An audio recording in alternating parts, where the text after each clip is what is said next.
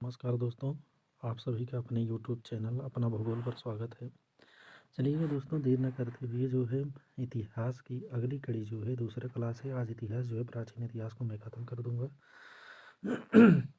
इसके पहले जो है आप लोग यानी कि धर्म जो विशेष धार्मिक धर्म से संबंधित जो है यानी कि सिख धर्म जो ये लास्ट टॉपिक था आपका, मैं ख़त्म कर दिया था, इसको बता दिया था। अब सिकंदर के बारे में हम देखेंगे। सिकंदर महान ये मकदूनिया का क्या था? मकदूनिया के शासक फिलिप द्वितीय का क्या था? पुत्र था। देखिए, सिकंदर का जन्म 356 ईसा पूर्व में क्या हुआ था। इनके पिता का नाम क्या था? राजा फिलिप द्वितीय। राजा फिलिप द्वितीय इनके पिता थे। यह मकदूनिया का राजा था। सिकंदर का गुरु अरस्तु। सिकंदर के गुरु का नाम क्या है? अरस्तु था। सिकंदर के गुरु कौन है? अरस्तु। अरस्तु का गुरु कौन था? प्लेटो था। प्लेटो का गुरु अगर देखा जाए तो सुकरात था। सिकंदर के गुरु जो है अरस्तु थे। अरस्तु के गुरु प्लेटो, प्लेटो के गुरु सुकरात, है ना। वहीं देखिएगा, सिकंदर ने भारत पर 326 ईसा पूर्व में क्या किया था? आक्रमण किया था। इनका सेनापति सेल्यूकस निकेटर था। इनका सेनापति क्या था? सेल्यूकस निकेटर था। ये जो है भारत में जो है 326 ईसा पूर्व में युद्ध किया था। इसी को झेलम या बितस्ता का युद्ध बोला जाता है। झेलम या बितस्ता का युद्ध के नाम से जाना जाता है, जो कि झेलम नदी के तट पर लड़ा गया था। झेलम नदी के तट पर लड़ा गया था। सिकंदर जो है खैबर दर्रे से भारत में प्रवेश किया था। किस दर्रे से भारत में प्रवेश किया था सिकंदर? खैबर दर्रे। खैबर दर्रे कहाँ है? ये पाकिस्तान और अफगानिस्तान भारत के बॉर्डर पर है ये, ठीक ना। यानी कि अब माने तो यानी अफगानिस्तान और भारत के बॉर्डर पर अवस्थित है। सिकंदर का जल सेनापति कौन था? निरियाकस था। वैसे सिकंदर का सेनापति कौन है? सेल्यूकस निकेटर है, लेकिन अगर जल सेनापति देखा जाए तो निरियाकस था इसका। सिकंदर का युद्ध जो है पंजाब के राजा पुरु, पंजाब के राजा कौन थे? पुरु, यानी कि पोरस के साथ हुआ था। यह युद्ध जो है झेलम नदी के किनारे लड़ा गया था। इस युद्ध को जो है इतिहास में हाइडे स्पीच का युद्ध, झेलम का युद्ध, बितस्ता का युद्ध के नाम से जाना जाता है, जैसे कि हम आपको पहले ही बता दिए हैं। चलिए, इसमें देखिएगा आगे क्या है। सिकंदर की सेना ने क्या किया था? ब्यास नदी को पार करने से मना कर दिया था। कहा जाता है ब्यास नदी को पार करने से मना कर दिया था। तो तब इनकी सेना जो है क्या कर दिया था, यानी कि सिकंदर वापस चला गया था। लेकिन कुछ लोग कहते हैं कि इतिहासकारों के द्वारा जो है घनानंद के डर से जो है क्या किया था, भारत से वापस हो गया था। क्योंकि यहाँ सबसे प्रतापी शासक उस समय में जब सिकंदर आया था, तो उस समय भारत में सबसे उत्तर भारत में सबसे अधिक प्रतापी शासक देखा जाए तो कौन था? यही था, घनानंद ही था। इसकी मृत्यु की बात की जाए, सिकंदर की मृत्यु जो है 323 ईसा पूर्व में कहाँ हुआ था? बेबीलोन में, जो कि बेबीलोन अब वर्तमान में ईरान में अवस्थित है, ठीक ना। 33 वर्ष की अवस्था में जो है इसकी मृत्यु हुई थी। अब देखते हैं एक नया वंश।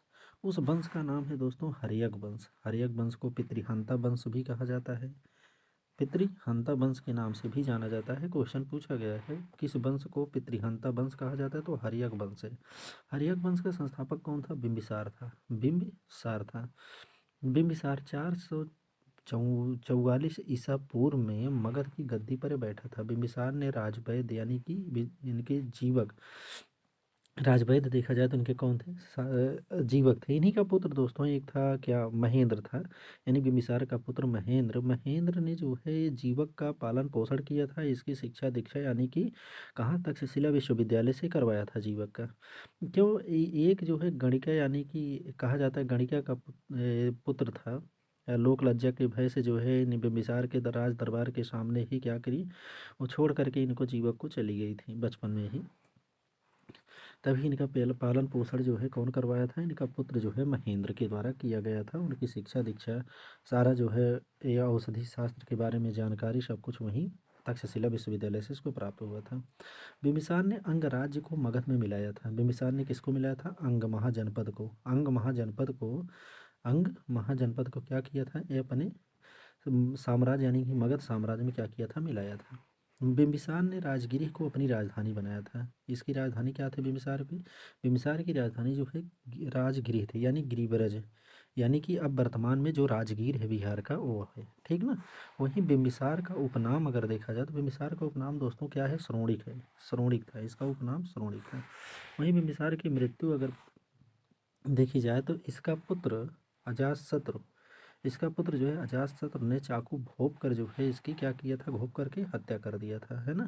चाकू घोंप कर हत्या, इसीलिए इस वंश को जो है पितृहंता वंश का, चूंकि अगर अजातशत्रु जो है इसको मारता, अपने पिता को मौत की घाट उतारता है, तो इसकी भी मौत इसके पुत्र के द्वारा की जाती है, इसीलिए पितृहंता वंश के नाम से जाना जाता है, यानी कई कई शासकों के द्वारा। चलिएगा आगे। आगे जो है दोस्तों इसमें हम देखते हैं क्या, अजातशत्रु। देखिए अजातशत्रु का उपनाम क्या था, अजातशत्रु का उपनाम जो है दोस्तों यहाँ क्या मिलता है, कुड़िक मिलता है। अजातशत्रु का उपनाम जो है कुड़िक मिलता है। देखिए कुड़िक, उसका क्या, बिम्बिसार का श्रोणिक था। अजातशत्रु की हत्या उसके पुत्र उदयन ने कर दिया था। ये भी जो है जैसे पिता की भांति ये भी क्या किया था, ये भी अपने पिता की हत्या कर देता है। तो उदयन ने गंगा व सोन नदी के संगम पर पाटलिपुत्र, पाटलिपुत्र का प्राचीन नाम भी पूछा गया कई परीक्षाओं में। पाटलिपुत्र का नाम कुसुमपुर था, कुसुमपुर किसका नाम था, पाटलिपुत्र का नाम था। नगर की स्थापना किया था, कौन किया था, पाटलिपुत्र नगर की स्थापना उदयन किया था। वह जैन धर्म का क्या था, अनुयायी था। उदयन किस धर्म का अनुयायी था, जैन धर्म का अनुयायी। लेकिन बाद में जो है उदयन के द्वारा क्या किया गया था, बौद्ध धर्म को अपनाया गया था। यानी कि अगर देखा जाए तो हर्यक वंश के बिम्बिसार हो गए, अजातशत्रु हो गए, तो सभी लोग जो है बाद में, पहले तो जैन ही थे, लेकिन जैन धर्म के बाद बौद्ध धर्म भी कहीं ना कहीं अपनाए थे, क्योंकि उनके राज दरबार में अभी हम बताएंगे। अच्छा उस दिन क्लास में हुई थी कि क्या यहाँ पर जा कर के जो है इनको बेड़वन बिहार नामक क्या देता है, बिहार के दान में देता है इनको, किसको, इन्हीं महात्मा बुद्ध को। कौन, बिम्बिसार। हर्यक वंश का अंतिम राजा कौन था, उदयन का पुत्र कौन था, नागदशक था। उदयन का पुत्र नागदशक था, अंतिम शासक, ठीक है ना, अंतिम शासक था ये। यही उदयन दोस्तों, यही उदयन क्या किया था, पाटलिपुत्र को जो है क्या किया था, राजधानी भी बनाया था, ठीक है ना, राजधानी बनाया। अब देखिएगा शिशुनाग वंश, शिशुनाग वंश ने जो, शिशुनाग वंश, यही शिशुनाग वंश यानी कि जो राजा शिशुनाग था, ये क्या किया था, शिशुनाग वंश ने अपनी राजधानी जो है, शिशुनाग ने, राजा शिशुनाग ने क्या किया, नागदशक की हत्या करके, क्योंकि उसी का क्या था ये, राजपाल था, इसकी जो है हत्या कर देता है। हत्या करके शशनाग जो है एक नए वंश की स्थापना करता है, जिसका नाम शशनाग वंश है। शशनाग ने अपनी राजधानी जो है पाटलिपुत्र से बदल कर क्या किया था, वैशाली को बनाया था। वैशाली कहाँ है, बिहार में है, स्थापित किया। शशनाग ने अवंती राज्य को मगध में क्या किया था, मिला लिया था। शशनाग का उत्तराधिकारी कौन था, कालाशोक था। उत्तराधिकारी कालाशोक, यानी कि इसी शशनाग का पुत्र था कालाशोक, जिसके समय में जो है द्वितीय बौद्ध संगीत, कालाशोक के समय में वैशाली में द्वितीय बौद्ध संगीत का आयोजन होता है। कब होता है, 383 ईसा पूर्व में, ठीक ना। चलिए आगे, अब अगला वंश क्या है, नंद वंश था।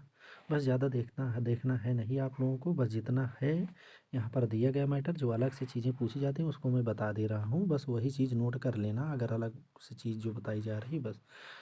देखिए नंद वंश का संस्थापक कौन था, महापद्म नंद था। नंद वंश का संस्थापक अगर पूछा जाए तो कौन था, संस्थापक महापद्म नंद था। नंद वंश का अगर अंतिम राजा पूछा जाए तो घनानंद था, जिसके बारे में भाई मैं आपसे चर्चा कर रहा था, कहाँ पे, वहाँ पे सिकंदर के शासनकाल में। देखिए नंद वंश का अगर देखा जाए सर्वाधिक धनी एवं विशाल सेना के लिए क्या था, घनानंद प्रसिद्ध था। घनानंद सिकंदर के समकालीन था, बताए नहीं थे आपको, सिकंदर के क्या था, समकालीन था। इसको चंद्रगुप्त ने क्या किया था, युद्ध में पराजित करके मगध मगध पर जो है मौर्य वंश की स्थापना किया था। देखिए दोस्तों इसमें जो है थोड़ी सी कहानी है, आप लोगों को बता देता हूँ कि घनानंद जो है अपमानित करके किसको, कौटिल्य को अपमानित करके राज दरबार से निकाल दिया था। तो वही है, आप लोग देखते होंगे या सुने होंगे कि जो कौटिल्य जो है अपनी शिखा जब छोड़ता है तो यानी खोल करके वो जाता है कहाँ, यहाँ विंध्य के जंगलों में जो है ये राजकिलम का खेल खेलते समय जो है क्या, 1000 करसापड़ में इनको क्या करता है, चंद्रगुप्त मौर्य को क्या करता है, खरीद लेता है वहाँ पे। क्योंकि ये वहाँ पर खेल, राजकिलम का ऐसा खेल था कि खेल रहा था, ये राजा बना हुआ था चंद्रगुप्त मौर्य, छोटा सा बच्चा था, नन्हा एक बच्चा जो है राजा का किरदार निभा रहा था। तो उसी समय जो है इन्होंने देख करके क्या किया, बड़े ही प्रसन्न हुए उसकी कला को, यानी चंद्रगुप्त मौर्य की कला को। तो ये जो है 1000 करसापड़ में खरीद करके इसको जो है तक्षशिला ले जाते हैं, वहाँ शिक्षा दीक्षा दिलवाते हैं।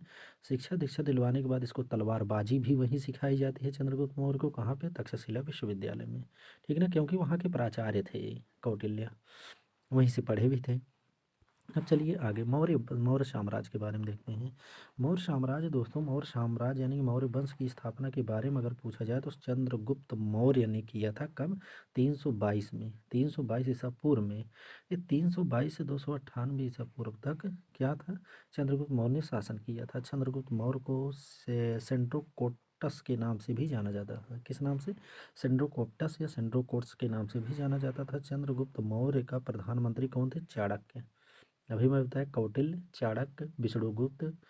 उसके बाद इन्हीं का नाम जो है पक्षिल स्वामी भी था, कहीं कहीं मिलता है। इन्हीं का नाम जो है द्विजराज भी मिलता है। ठीक ना, इनकी सहायता से चंद्रगुप्त मौर्य ने घनानंद को क्या किया था? हरा दिया था। कसम खा करके गए थे आपका तहस नहस कर देंगे हम।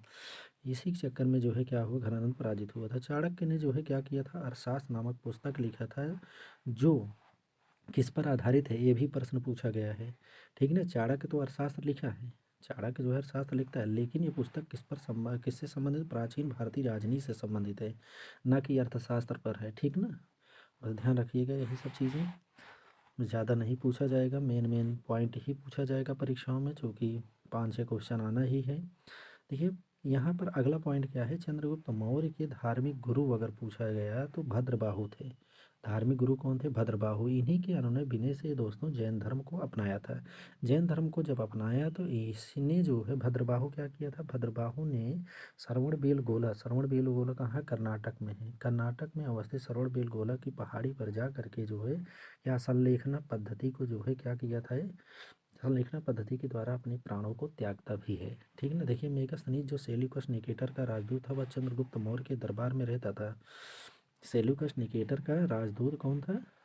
मेगास्थनीज था। मेगास्थनीज क्या था? जिसने इंडिका नामक पुस्तक की रचना किया था। इंडिका नामक रचना किसकी पुस्तक की रचना किसके द्वारा किया गया था? मेगास्थनीज की है। मेगास्थनीज के द्वारा किया गया था। सेल्यूकस निकेटर का क्या था? ये राजदूत था। अब यही जो सेल्यूकस निकेटर है, इन्हीं की पुत्री से जो है क्या करता है? चंद्रगुप्त मौर्य के जो है पहली बार अंतर्राष्ट्रीय रूप से जो है अगर देखा जाए तो विवाह किससे करता है? इन्हीं की पुत्री से करता है। 500 हाथी दान में देता, 500 हाथी भी ये क्या देता है? दहेज में देता है इनको, चंद्रगुप्त मौर्य को, सेल्यूकस निकेटर। ठीक ना, उसके बाद देखिएगा चंद्रगुप्त मौर्य की मृत्यु जो है 298 ईसा पूर्व में श्रवणबेलगोला कर्नाटका में हुई थी। ठीक ना, संलेखना पद्धति के द्वारा। संलेखना पद्धति में होता है, ऐसी पद्धति है जो जैनियों के द्वारा क्या किया जाता था कि लुंचन यानी कि बाल लुंचन किया जाता है, इसमें बाल वाल नोचते हैं, उसके बाद खाना पीना इसमें त्याग दिया जाता है। ठीक है ना, समाधि ले लेते हैं और जो है एकदम तड़प तड़प कर जो है इनकी मृत्यु होती है। बड़ा ही इसके ऊपर ये विवाद में भी रहा, सुप्रीम कोर्ट ने इसको अब रोक भी लगा दिया इस पद्धति पर। ठीक ना, अब चलते हैं अगला जो है शासक आता है, इन्हीं का पुत्र चंद्रगुप्त मौर्य का ही पुत्र था। कौन? बिंदुसार था। बिंदुसार के बारे में देखते हैं। बिंदुसार जो है चंद्रगुप्त मौर्य का उत्तराधिकारी बनता क्योंकि इन्हीं का पुत्र था। बिंदुसार 298 ईसा पूर्व में मगध की गद्दी पर बैठा। बिंदुसार को अमित्रघात के नाम से जानते हैं। अमित्रघात किसके उपनाम है या किसकी उपाधि है? तो इसी का है। किसकी उपाधि? बिंदुसार की उपाधि। अमित्रघात का अर्थ होता है शत्रु का विनाश करने वाला, शत्रु का विनाश करने वाला अमित्रघात का अर्थ होता है। सीरिया के शासक एंटियोकस प्रथम ने डायमेकस नामक राजदूत भेजा था किसके दरबार में? बिंदुसार के दरबार में। बिंदुसार ने सीरिया के शासक एंटियोकस के सामने जो है 3 शर्तें रखता है। एक अंजीर, दूसरा जो है एक राजदूत, उसके बाद तीसरा क्या रखता है इनके सामने जो है ओ, यानी कि व्यापार करने के लिए 3 चीज़ें जो है इनके सामने रखता है, जिनमें से 2 बातों को एग्री करता है, लेकिन एक बातों को जो है यानी कि राजदूत देना है। क्या कहता है कि हमारे देश के खिलाफ है, यानी देशद्रोह का एक काम होगा, इसको हम नहीं मानेंगे। ठीक ना, अब चलिए आगे आगे क्या है? बिंदुसार को वायु पुराण में किस नाम से जाना गया? भद्रसार। तथा जैन ग्रंथों में सिंहसेन के नाम से इसी को जाना गया। अगर जैन ग्रंथों में पूछा जाए सिंहसेन, अगर वायु पुराण में पूछा जाए तो भद्रसेन के नाम भद्रसार के नाम से जाना गया। अगला देखिएगा अशोक। अशोक जो है 273 ईसा पूर्व में, देखिए अशोक कब से कब तक 273 ईसा पूर्व से लेकर के 232 ईसा पूर्व तक शासन करता है। सबसे ज़्यादा प्रश्न यहीं से पूछा जाता है अशोक के शासनकाल से, ठीक ना। देखिएगा बिंदुसार के उत्तराधिकारी जो है, क्योंकि बिंदुसार का पुत्र था, बिंदुसार का उत्तराधिकारी भी बना ही अशोक महान हुआ, जो 269 ईसा पूर्व में मगध की राजगद्दी पर बैठता है। अशोक ने कश्मीर में श्रीनगर नामक नगर बसाया। राजगद्दी पर बैठने के समय जो है अशोक क्या किया था, अवंती का राज्यपाल था। उस समय जब राजगद्दी पर बैठा था, यानी बैठने से पहले अगर पूछा जाए तो कहाँ का शासक था, अवंती का शासक था। अवंती का क्या था, शासक था। पुराणों में जो है इसको अशोक को किस नाम से, अशोक वर्धन कहा गया है। पुराणों में अशोक को अशोक वर्धन कहा गया। अशोक ने राजगद्दी पर बैठने के लिए 8 वर्ष बाद 261, यानी कि राजगद्दी पर जब बैठ गया 269 में, फिर 8 वर्ष बाद जो है 261 ईसा पूर्व में कलिंग का युद्ध हुआ था। कलिंग का क्या हुआ था, युद्ध। कलिंग का युद्ध पूछा गया डेट 261 ईसा पूर्व में। आक्रमण कर दिया, लेकिन कलिंग की राजधानी तोसली पर क्या किया, अधिकार कर लेता है, क्योंकि तोसली का राजपाल हुआ करता था शासक बनने से पहले। देखिएगा आगे अशोक, देखिए अशोक के कलिंग युद्ध का वर्णन किस शिलालेख में है। ये बहुत बार पूछा गया है एग्जाम में। 13वें शिलालेख में इसका वर्णन किया गया है, कलिंग के युद्ध का चर्चा, ठीक है ना। अशोक का धार्मिक गुरु अगर पूछा जाए तो उपगुप्त था। इसने जो है अशोक को बौद्ध धर्म की शिक्षा दीक्षा दिया था, उपगुप्त से लिए थे। अशोक की माता का नाम सुभद्रांगी था। अशोक की माता का नाम क्या था, सुभद्रांगी था। आगे चलिएगा, आगे क्या है दोस्तों, देखिएगा अशोक के बारे में और चीज़ें हैं इसमें। अशोक ने जो है बौद्ध धर्म के प्रचार के लिए अपने पुत्र महेंद्र को और पुत्री जो है संघमित्रा को कहाँ भेजा था, श्रीलंका भेजा था। अशोक के शिलालेख जो है 1837 ईस्वी में सर्वप्रथम किसने पढ़ा था, जेम्स प्रिंसेप ने पढ़ा था। इनकी संख्या 14 थी। इनकी संख्या कितनी है, 14 है शिलालेखों की संख्या। अशोक के शिलालेखों की खोज जो है 1750 ईस्वी में टी फैंथलर ने किया था। टी फैंथलर के द्वारा जो है, टिफेंथेलर भी मिलता है, टी फैंथलर भी मिलता है इनका जो, ठीक है ना। यानी 1750 में शिलालेख की खोज किया था, लेकिन पहली बार पढ़ने में सफलता कौन पाया था, जेम्स प्रिंसेप ने। कब पढ़ा था, 1837 में। बस अब देखिएगा आगे क्या है। आगे इसी से संबंधित है कि अशोक के पहले शिलालेख में जो है पशुपति की निंदा की गई है। किसकी, पशुपति की क्या की गई है, प्रथम शिलालेख में निंदा की गई है। मगध पर मौर्य शासन 322 ईसा पूर्व से 185 ईसा पूर्व तक, यानी कि 137 वर्षों तक रहा। मौर्य शासन को अगर देखा जाए तो कितने वर्षों तक चला था, तो 137 वर्षों तक रहा, क्योंकि 322 से जो है शुरू होता है तो 185 ईसा पूर्व तक ही चलता है। मौर्य वंश का अगर अंतिम शासक पूछा जाए, बहुत बार जो कि पूछा गया है, मौर्य वंश का अंतिम शासक पूछा गया है। वहीं जो है नंद वंश का अंतिम शासक घनानंद पूछा गया है। उसके बाद वहीं जो है हर्यक वंश का अंतिम शासक नागदशक भी पूछा गया है कई बार। मौर्य वंश का अंतिम शासक बृहद्रथ भी कई बार पूछा गया है। इन सब चीज़ों पर ध्यान रखिएगा। इसकी हत्या जो है इसके सेनापति पुष्यमित्र शुंग ने किया था। पुष्यमित्र शुंग ने बृहद्रथ की हत्या कर दिया। अशोक का नाम जो है देवा नाम प्रिय, देवा प्रियदर्शी, यानी कि देवताओं का प्रिय भी इसे कहा गया है। अशोक के बराबर की पहाड़ियों पर जो है आजीवकों के लिए 4 गुफाओं का निर्माण करवाया गया है। 4 गुफाओं का निर्माण करवाया गया है, जो कि कहाँ पे है, आजीवकों को दिया था। बराबर की पहाड़ी जो है आपके बिहार में पड़ती है। चलिएगा आगे शुंग वंश, क्योंकि ये शुंग वंश जो है पुष्यमित्र शुंग ने क्या किया था, बृहद्रथ की हत्या कर चुका है। जब बृहद्रथ की हत्या कर चुका है तो नए राजवंश की स्थापना होना तय है। पुष्यमित्र शुंग ने जो है 185 ईसा पूर्व में शुंग वंश की नींव डाला। वह मौर्यों का क्या था, सेनापति हुआ करता था। वह ब्राह्मण जाति का था। ब्राह्मण जाति के होने के कारण पहली बार जो है ब्राह्मण वंश की स्थापना करने का भी ये प्रयास करता है, क्योंकि शुंग काल में मनुस्मृति की वर्तमान स्वरूप की रचना भी हुई थी। जाति पात छुआछूत भेदभाव जो है अपनी चरम पर पहुंच गया इसके समय, पुष्यमित्र शुंग के समय में। मनुस्मृति की जो है वर्तमान जो स्वरूप था इसी के समय में रचना हुई थी। पुष्यमित्र शुंग ने क्या किया था, अपने राज पुरोहित पतंजलि से 2 अश्वमेध यज्ञ करवाया था और पुष्यमित्र शुंग को कलिंग नरेश खारवेल ने पराजित किया था। और भराहुत स्तूप का निर्माण जो है किसके द्वारा किया गया था, पुष्यमित्र शुंग ने ही भराहुत स्तूप का निर्माण करवाया था। ठीक ना। अब चलेंगे आगे कुषाण वंश। आप देखेंगे कुषाण वंश के बारे में जो है दोस्तों, देखिए मेन पॉइंट क्या है। कुषाण वंश की स्थापना किसके द्वारा, कुजुल कड़फिसस के द्वारा किया गया था। 15 ईस्वी में करवाया था। 15 ईस्वी में जो है कुषाण वंश की स्थापना हुई थी किसके द्वारा, कुजुल कड़फिसस जो है दोस्तों, एक चीज़ और पूछा जाता है यहाँ पर। पहली बार जो है सर्वाधिक, अगर तांबे के सिक्के की बात की जाए, तांबे के सिक्का जारी करवाया था, चांदी का सिक्का भी जारी करवाया था, लेकिन कुजुल कड़फिसस के बाद एक शासक हुआ था बिमकड़फिसस हुआ था। ठीक ना। बिमकड़फिसस जो है दोस्तों क्या था, ये बिमकड़फिसस जो है सोने का सिक्का पहली बार जारी करवाया। उस पर जो है त्रिशूल एवं उस पर स्वास्तिक चिन्हों का क्या किया गया, पहली बार उकेरा गया था सिक्कों पर। वहीं देखिएगा आगे क्या है, कुषाणों की दूसरी राजधानी क्या थी, मथुरा थी। कुषाणों की देखिएगा पहली राजधानी क्या थी, कुषाणों की अगर पहली राजधानी पूछी जाए, देखिए इस वंश का सबसे महान शासक कनिष्क था। इस वंश का अगर पूछा जाए सबसे महान शासक कुषाण वंश का कौन था, कनिष्क था। इसी कनिष्क के समय में क्या हुआ था, चौथी बौद्ध संगीत का आयोजन भी हुआ था कुंडलवन कश्मीर में।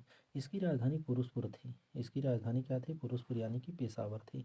कुषाणों की दूसरी राजधानी क्या थी, मथुरा हुई। कनिष्क ने 78 ईस्वी में जो है गद्दी पर बैठने के समय एक संवत चलवाया जिसको जो है क्या बोला गया, शक संवत के नाम से जाना गया।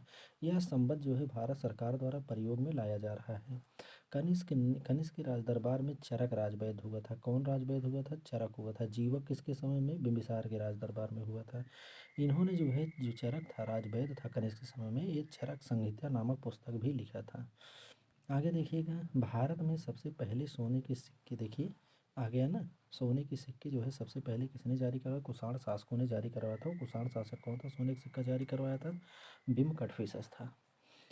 अब देखिए गुप्त वंश का संस्थापक श्रीगुप्त था। गुप्त वंश का अगर संस्थापक पूछा जाए श्रीगुप्त है। गुप्त वंश का प्रथम महान सम्राट अगर पूछा जाए चंद्रगुप्त प्रथम है। नो, चंद्रगुप्त मौर्य नहीं, चंद्रगुप्त प्रथम। ठीक है, चंद्रगुप्त प्रथम जो है क्या था, वास्तविक संस्थापक था, लेकिन संस्थापक अगर पूछा जाए श्रीगुप्त है गुप्त वंश का। अब देखिए यह 319 ईस्वी में क्या किया था, गद्दी पर बैठा था। गुप्त वंश का वास्तविक संस्थापक माना जाता है इसको। ठीक ना, वास्तविक क्या है, संस्थापक माना जाता है। इसने क्या किया था और इसकी उपाधि क्या थी, उपाधि से भी प्रश्न कई बार पूछा गया परीक्षाओं में।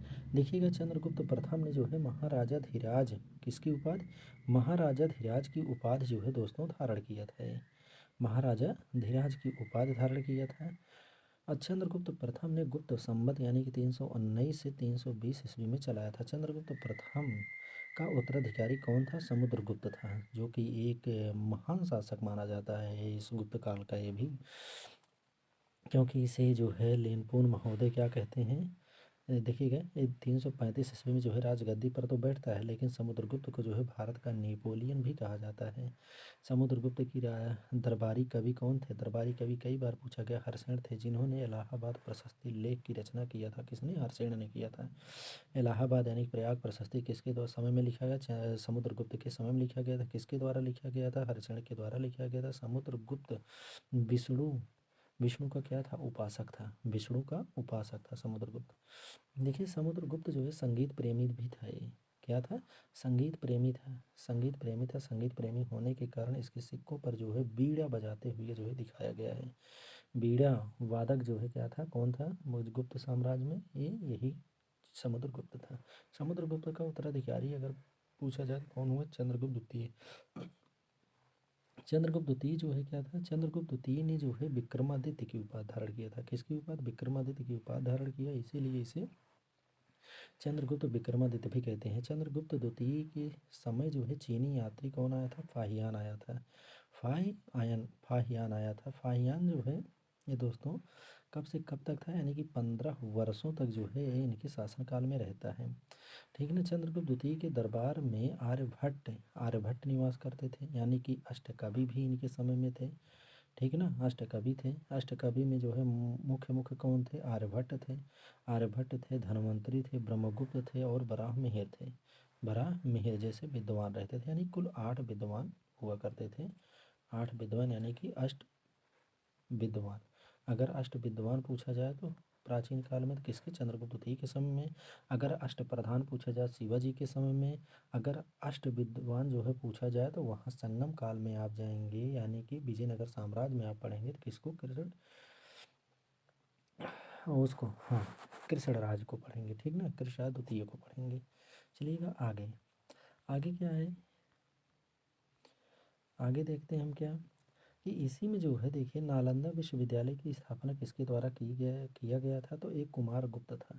कुमार गुप्त ने नालंदा विश्वविद्यालय जो कि बिहार में है, इस विश्वविद्यालय को जो है ऑक्सफोर्ड ऑफ महायान बौद्ध कहा गया है। ऑक्सफोर्ड ऑफ महायान बौद्ध कहा गया है इसी को, इसको नालंदा विश्वविद्यालय को। इसी नालंदा विश्वविद्यालय को जो है अभी हम सल्तनत काल पढ़ेंगे तो वहाँ पर जो है एक शासक हुआ था, बंगाल का शासक हुआ कौन?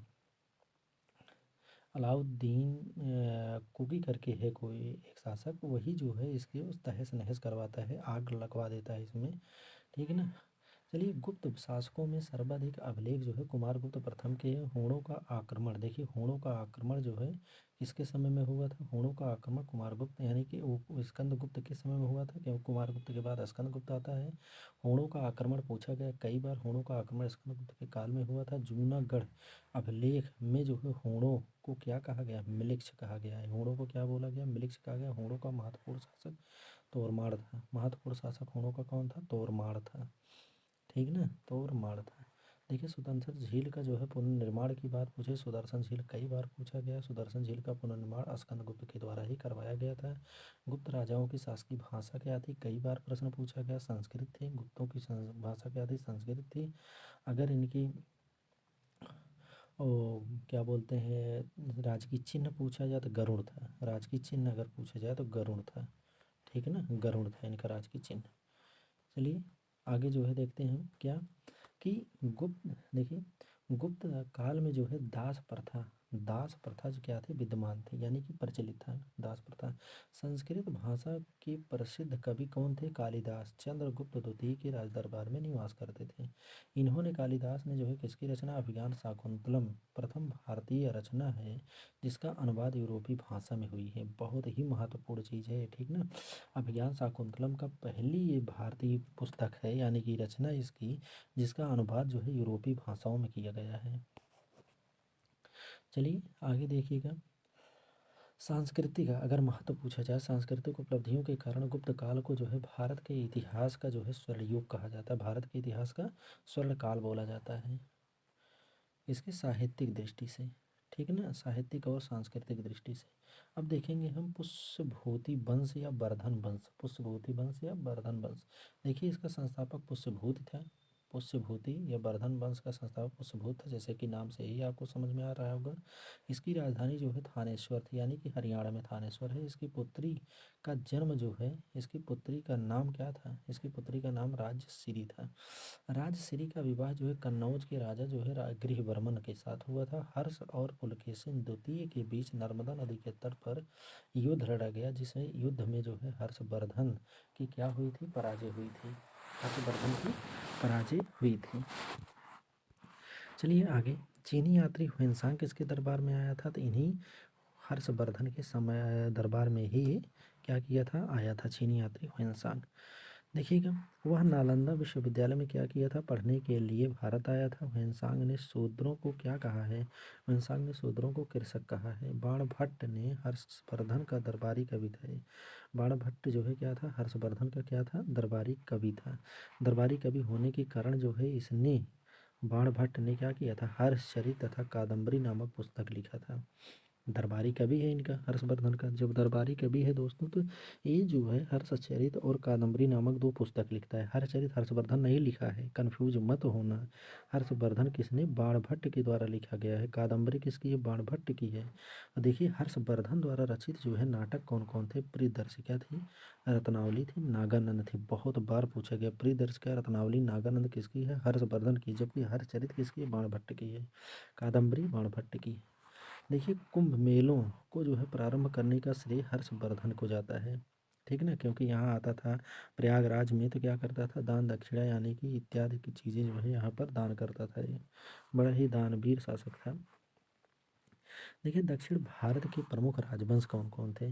दक्षिण भारत के प्रमुख राजवंशों में अगर देखा जाए तो पल्लव वंश था। पल्लव वंश का वास्तविक संस्थापक सिंहविष्णु था। ये सब शासक जो है बहुत बार पूछे, वनडे एग्जाम के लिए रीड है ये। जितनी चीज़ें आपको बताया जा रहा है उतनी चीज़ें इसके लिए जो है सफिशियंट है आपकी परीक्षाओं के लिए। बहुत ज़्यादा पूछा उछा नहीं जाएगा होमगार्ड में। आप लोग टेंशन मत, क्योंकि मैं परीक्षाओं को जो है दिया हूँ, क्वालिफाई भी किया हूँ, है ना। देखिएगा क्या, महाबलीपुरम के रथ मंदिर का निर्माण जो है पल्लव राजा नरसिंह वर्मन प्रथम ने करवाया था। नरसिंह वर्मन द्वितीय ने, देखिए नरसिंह वर्मन प्रथम ने जो है महाबलीपुरम के रथ मंदिर का निर्माण करवाया था। इसी के बगल में जो है महाबलीपुरम, जो कि कर्नाटक, वहाँ कर्नाटक में कह रहे हैं, वो तमिलनाडु, यानी कि तमिलनाडु चेन्नई के आसपास में है ये महाबलीपुरम का। यहीं पर शोर टेम्पल भी है, ठीक ना। शोर टेम्पल के बारे में अभी देखिए हम चर्चा करेंगे उसकी। लेकिन यहाँ महाबलीपुरम की अगर देखा जाए तो पल्लव राजाओं के द्वारा जो है, पल्लव राजा कौन था, नरसिंह वर्मन प्रथम ने जो है महाबलीपुरम रथ मंदिर का निर्माण करवाया। जबकि नरसिंह वर्मन द्वितीय का दरबारी कवि कौन था, संस्कृत विद्वान दंडी था, जिसकी रचना क्या थी, 10 कुमार चरितम थी। जिसकी प्रमुख रचना क्या थी, दांडी की 10 कुमार चरितम थी। ये कई बार परीक्षाओं में आया है मिलान के लिए, ठीक ना। चलिए चोल साम्राज्य को हम देखते हैं। चोल साम्राज्य में जो है इस वंश का संस्थापक विजयालय था। राजा विजयालय ने नरकेसरी की उपाधि धारण किया था। नरकेसरी की उपाधि किसकी है, बहुत लोग अगर पूछ लेंगे अच्छे से नहीं बता पाएंगे, ठीक ना। नरकेसरी की उपाधि जो है विजयालय की है, कि विजयालय कौन था, चोल वंश का जो है संस्थापक था। इसकी राजधानी क्या थी, तंजौर थी। चोलों की राजधानी तंजौर थी। राजराज प्रथम एक प्रतापी शासक हुआ था, इन्हीं का पुत्र था विजयालय का। ये प्रथम जो राजराज प्रथम जो था, श्रीलंका पर आक्रमण किया। श्रीलंका पर आक्रमण करने के बाद वहाँ का राजा जो है महेंद्र पंचम को भगाना पड़ा इसको। राजराज प्रथम जो है क्या था, शैव धर्म का अनुयायी था। तंजौर में स्थित राजराजेश्वर मंदिर का निर्माण करवा करके राजराज प्रथम ने क्या किया था, उसको बनवाया। यह मंदिर जो है भगवान शिव को समर्पित है। राजराजेश्वर मंदिर कहाँ पे है, तंजौर में है। कहाँ पे है, तंजौर में है। देखिए ना, तंजौर में स्थित है क्या, राजराजेश्वर मंदिर। ये राजराज प्रथम ने बनवाया था राजराजेश्वर मंदिर, जो कि नाम से ही आपको पहचान मिल जाएगा। राजराज प्रथम राजराजेश्वर मंदिर किसका मंदिर है, भगवान शिव का मंदिर है, भगवान शिव को समर्पित है। चोल शासकों का राजकीय अगर चिन्ह पूछा जाए तो कई बार पूछा गया है, राजकीय चिन्ह क्या है, बाघ है। चोल शासकों का राजकीय चिन्ह बाघ है। चोल वंश का अंतिम शासक अगर पूछा जाए तो राजेंद्र तृतीय था, अंतिम शासक, ठीक है ना। अगर चोल वंश के बारे में एक चीज़ और पूछा जाए तो इसमें जो है क्या था, इसी में पहली बार आपको एक चीज़ और देखने को मिलेगी। एक क्या यानी कि अंतिम इकाई, यानी कि ग्राम सभा, यानी कि ग्राम सभा ग्राम सभा की जो है इसमें पहली बार चर्चा आपको देखने को मिलेगी। यानी कि पंचायत की जो है पहली बार चर्चा इसी में बड़े मुखर होकर के की गई है। चलिए इसमें जो है परमार वंश को हम देखते हैं। परमार वंश जो है दोस्तों क्या है, इस वंश का प्रारंभ जो है 9वीं शताब्दी में मालवा क्षेत्र में उपेंद्र अथवा कृष्णराज द्वारा किया गया था। परमार वंश क्या, हाँ, परमार वंश का प्रारंभ। अब देखते हैं हम आगे, आगे क्या है। आगे देखिएगा इसी में जो है एक और पॉइंट आता है क्या, हाँ, राजा भोज को लेकर के प्रश्न आता है। जो राजा भोज था इस वंश का सबसे प्रतापी राजा था। परमार वंश का सबसे प्रतापी राजा अगर पूछा जाए तो कौन था, राजा भोज था, जिसने भोजपुर नगर एवं भोजसर तालाब का भी निर्माण करवाया था, ठीक ना। राजा भोज इस वंश का सबसे प्रतापी शासक किस वंश का, परमार वंश का, जिसने भोजपुर नगर एवं भोजसर तालाब का निर्माण करवाया था। अब देखेंगे क्या है आगे, राष्ट्रकूट वंश इस वंश का संस्थापक कौन था, दंतदुर्ग था। दंतदुर्ग देखिए, पहला शासक, अंतिम शासक, राजधानी, ये सब चीज़ें जो है क्या है, वनडे एग्जाम की रीढ़ है, ठीक है ना। शासकों के नाम, कौन संस्थापक था, कौन अंतिम शासक था, उसकी राजधानी क्या थी, बस इतना जो है आपको जानना है, माइंड में बना करके रखना ही है। इसकी राजधानी जो है मणिकर या मानखेत है, मानखेत था। इसका उत्तराधिकारी अगर पूछा जाए तो राष्ट्रकूट वंश यानी दंतदुर्ग का उत्तराधिकारी कृष्ण प्रथम था। एलोरा के प्रसिद्ध कैलाश मंदिर का निर्माण जो है किसके द्वारा करवाया गया था, तो कृष्ण प्रथम ने ही करवाया था। बहुत ही महत्वपूर्ण ये पॉइंट है, दोनों पॉइंट जो है राष्ट्रकूट वंश से संबंध, बस इतना जो है पूछा जाएगा आप लोगों को परीक्षाओं में। अब देखते हैं हम आगे क्या, पाल वंश। पाल वंश के देख लेते हैं। पाल वंश का संस्थापक कौन था, गोपाल था। पाल वंश का संस्थापक कौन था, गोपाल था। वहीं पाल वंश का सबसे महान शासक धर्मपाल था। धर्मपाल ने विक्रमशिला विश्वविद्यालय की स्थापना करवाया था कई बार। जो है तीनों पॉइंट जो दिए गए हैं आपके लिए परीक्षा के लिए बहुत ही सफिशियंट है, इतने इतने पॉइंट, ठीक ना। विक्रमशिला विश्वविद्यालय की स्थापना धर्मपाल ने करवाया था। नालंदा विश्वविद्यालय की स्थापना कुमारगुप्त ने करवाया था, अभी मैं बता दिया, ठीक ना। चलिए सातवाहन वंश, सातवाहन वंश के बारे में देख लीजिए। सातवाहन वंश का संस्थापक जो है कौन था, यानी कि स्थापना करने वाला कौन था, सिमुक था। सातवाहन वंश की स्थापना सिमुक ने किया था। सातवाहन वंश की राजधानी क्या थी, प्रतिष्ठानपुर थी। सातवाहन वंश की राजधानी क्या थी, प्रतिष्ठानपुर थी। वहीं आगे देखिएगा, सातवाहन वंश का प्रमुख अगर शासक पूछा जाए तो गौतमीपुत्र सातकर्णी था। सातवाहन वंश का सबसे प्रमुख शासक कौन था, गौतमीपुत्र सातकर्णी था। देखिएगा, सर्वप्रथम सातवाहनों ने क्या किया था, शीशे का सिक्का जारी करवाया था। शीशे का सिक्का किसने जारी करवाया, सातवाहनों ने सिक्का जारी करवाया था। वहीं पहली बार जो है भारत में सोने की मुद्रा अगर पूछी जाए तो सोने की मुद्रा अभी मैं बताया था किसके द्वारा, कुषाण शासकों के द्वारा सर्वाधिक मात्रा में जारी करवाया गया था। अगर चांदी का सिक्का पूछा जाए तो हाँ, चांदी का सिक्का अगर सर्वाधिक मात्रा में जारी करवाने वाला वंश पूछा जाए तो मौर्य वंश है, जबकि सोने का सिक्का जारी करवाने वाला सर्वाधिक मात्रा में कौन था, तो गुप्त वंश था। इन चीज़ों को आप लोग याद करके रखिएगा, ठीक है ना। चलिए आगे जो है, शीशे का सिक्का तो वही गया, सर्वप्रथम सातवाहनों ने जारी करवाया था। कारले का चैत्य क्या है, कारले का चैत्य तथा अमरावती स्तूप सातवाहनों की महत्वपूर्ण स्थापत्य कला का क्या है, उदाहरण है। इसी में जो है गौतमीपुत्र सातकर्णी के द्वारा जो है क्या किया जाता है, पहली बार जो है ब्राह्मण वंश की स्थापना करने का जो है इसे श्रेय दिया जाता है, क्योंकि बड़ा ही कट्टर अनुयायी था ये, ठीक ना। देखिएगा, गुर्जर प्रतिहार वंश। गुर्जर प्रतिहार वंश, इस वंश की स्थापना जो है हरिश्चंद्र नामक राजा ने किया था। किसके द्वारा किया गया था, गुर्जर प्रतिहार वंश की स्थापना हरिश्चंद्र राजा के द्वारा। किंतु वंश का जो प्रथम वास्तविक महत्वपूर्ण शासक अगर पूछा जाए तो नागभट्ट प्रथम बताया गया है। गुर्जर प्रतिहार वंश का वास्तविक महत्वपूर्ण शासक कौन था, नागभट्ट प्रथम था। वैसे तो हरिश्चंद्र नामक राजा हुआ था, कोई बात नहीं। अगर वास्तविक शासक पूछा जाए तो गुर्जर प्रतिहार वंश का नागभट्ट प्रथम था। जैसे गुप्त वंश का संस्थापक श्रीगुप्त था, लेकिन वास्तविक संस्थापक कौन माना जाता है, चंद्रगुप्त प्रथम माना जाता है। देखिएगा, त्रिपक्षीय संघर्ष में भाग लेने वाला पहला गुर्जर प्रतिहार शासक वत्सराज था। कौन था, वत्सराज था, वत्सराज था। मिहिर भोज प्रथम 836 से लेकर के 885 ईस्वी तक जो है शासन किया था। इस वंश के प्रतापी शासक था ये। मिहिर भोज प्रथम जो है गुर्जर प्रतिहार वंश का सबसे प्रतापी शासक था। मिहिर भोज ने राष्ट्रकूट शासक कृष्ण द्वितीय को हराकर मालवा प्राप्त किया था। मालवा का जो क्या बना, राजा बना। मिहिर भोज ने अपनी राजधानी जो है किसको बनाया था, कन्नौज को बनाया था। कन्नौज कहाँ है, उत्तर प्रदेश में अवस्थित है। क्योंकि जो त्रिपक्षीय युद्ध हुआ था, पाल थे, गुर्जर प्रतिहार वंश था, राष्ट्रकूट थे। कौन कौन था इसमें, पाल थे त्रिपक्षीय युद्ध में, पाल थे, राष्ट्रकूट है ये थे, राष्ट्रकूट थे। उसके बाद गुर्जर प्रतिहार, तीसरा वंश कौन था, गुर्जर प्रतिहार वंश था। गुर्जर प्रतिहार वंश था। यही इनके बीच जो है त्रिपक्षीय युद्ध हुआ था। त्रिपक्षीय युद्ध में किसकी जीत हुई थी, तो इन्हीं की जो है गुर्जर प्रतिहारों की जीत हुई थी। इसीलिए जो है आप मिहिर भोज को सुन रहे हैं यहाँ पर। मिहिर भोज ने अपनी राजधानी जो है किसको बनाया था, कन्नौज को बनाया। इनके काल में अरब यात्री सुलेमान जो है भारत आया था। किसके समय में सुलेमान भारत आया था, अरब यात्री था। ये मिहिर भोज के शासनकाल में आया था। मिहिर भोज को क्या कहा जाता है, आदिवाराह आदिवाराह के नाम से जाना जाता है। प्रभास की उपाधि प्रपात ये प्राप्त किया था, प्रपात नहीं ये प्राप्त किया था, ठीक है ना।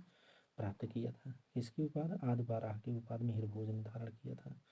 वहीं देखिएगा आगे इस वंश का अगर अंतिम शासक पूछा जाए आपसे तो क्या बताएंगे? यशपाल को बताएंगे। देखिए तोमर वंश, तोमर वंश जो है, तोमर वंश की स्थापना अनंगपाल तोमर के द्वारा किया गया था। कब किया गया था? 736 ईसा पूर्व में किया गया था। इसने दिल्ली नगर की स्थापना और इसे अपनी राजधानी भी बनाया था। तोमरों ने जो है दिल्ली को, क्या ढिल्ली नाम था ना, ढिल्ली नाम था, तो उसके बाद इसी ढिल्ली का नाम जो है क्या किया था, बदल करके तोमर शासकों ने क्या किया था, इसी का नाम दिल्ली रखा था। चलिएगा आगे, चंदेल वंश। चंदेल वंश के बारे में देखते हैं। चंदेल वंश, इस वंश की स्थापना जो है नन्नुक के द्वारा, चंदेल वंश की स्थापना नन्नुक के द्वारा 9वीं शताब्दी में की गई थी। इनकी राजधानी खजुराहो थी। खजुराहो कहाँ पे है? एमपी में अवस्थित है खजुराहो। खजुराहो को क्या बनाया था? राजधानी बनाया था। कौन? नन्नुक बनाया था। नहीं, चंदेल वंशों की राजधानी थी। चंदेल वंश का शासक मध्य प्रदेश में ही था। देखिए यशोवर्मन, यशोवर्मन ने खजुराहो के प्रसिद्ध चतुर्भुज मंदिर, चतुर्भुज मंदिर, खजुराहो के चतुर्भुज मंदिर और कौन सी मंदिर? विष्णु मंदिर का निर्माण करवाया था। कौन? यशोवर्मन ने करवाया था। यशोवर्मन ने खजुराहो के प्रसिद्ध मंदिर और चतुर्भुज मंदिर, विष्णु मंदिर का निर्माण करवाया था। देखिएगा चंदेल वंश का शासक जो है परमार्द देव, परमार्द देव ने जो है 182 ईसा पूर्व में जो पृथ्वीराज चौहान को पराजित से क्या हुआ था? पराजित हुआ था। पृथ्वीराज चौहान से कौन पराजित हुआ था? चंदेल वंश का शासक परमार्द देव। आप लोग आला उदल कहानी देखे होंगे ना, उसमें जो है जो किरदार निभाया जाता है उनकी तरफ से, परमार देव को यही पृथ्वीराज चौहान ही क्या किया था? पराजित किया था। आल्हा एवं उदल वीर योद्धा परमार देव के दरबार में रहते थे। ठीक ना, परमार देव के दरबार में रहते, क्योंकि इनके सेनापति थे परमार देव के। जब परमार देव ने जिनको भेजा था लड़ाई पृथ्वीराज चौहान के समक्ष, तो ये लोग जो है क्या हुए थे? पराजित हो गए थे।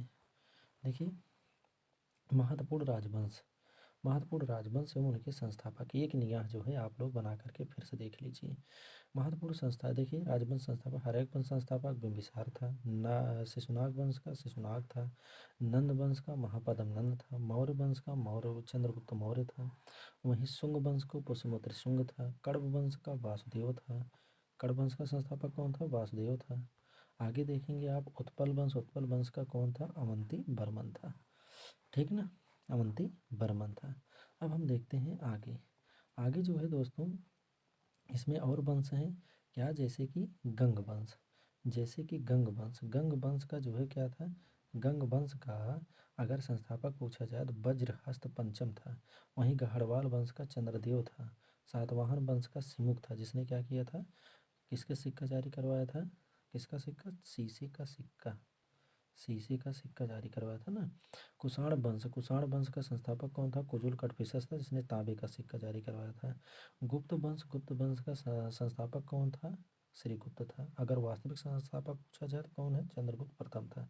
वाकाटक वंश का बिंद शक्ति था। वाकाटक वंश का कौन है? बिंद शक्ति है। वर्धन वंश का कौन है? पुष्यभूति है। चोल वंश का कौन है? विजयालय है। चोल वंश का विजयालय, जिसका पुत्र जो है राजराज प्रथम हुआ था ना, जिसने श्रीलंका में जो है युद्ध किया था। देखिएगा आगे क्या है। आगे देखिए आगे कौन से वंश हैं इसमें?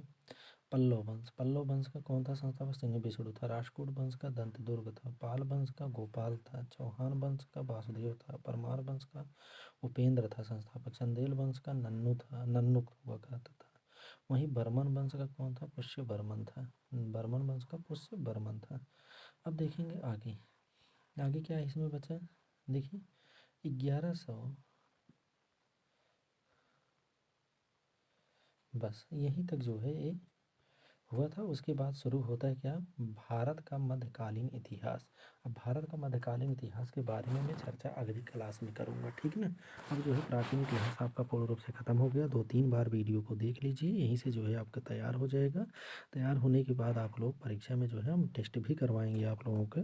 ठीक ना, सारी चीज़ें और भी स्पष्ट हो जाएंगी। चलिएगा दोस्तों, बहुत बहुत धन्यवाद आप सभी लोगों को।